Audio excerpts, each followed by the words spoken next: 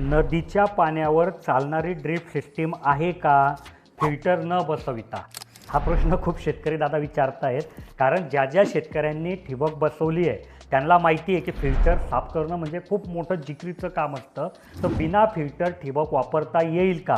बिलकुल येणार नाही. तुम्ही कोणत्याही कंपनीची ठिबक घ्या, तुम्ही जर बिना फिल्टरची वापरणार असाल तर तुम्ही कृपया करून ठिबक लावू नका.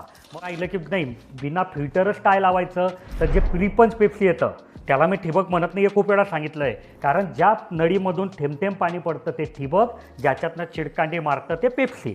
तर ती प्रीपंच पेप्सी मात्र तुम्ही बिना फिल्टर वापरू शकतात. कारण त्याच्यात ड्रिपरच नसतं, त्याच्यामुळे चोकअप व्हायचा प्रश्न नाही.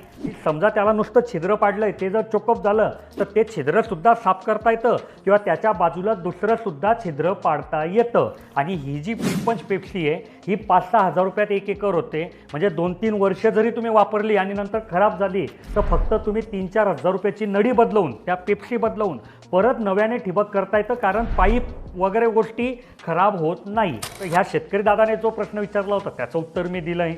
जर तुमच्या मनात काही प्रश्न असेल तर तुम्ही आमच्या इंजिनियरला सकाळी 8 ते संध्याकाळी 6 ह्या नंबरवर कॉल करू शकतात, जे तुमच्या प्रश्नाचं पूर्ण उत्तर देतील.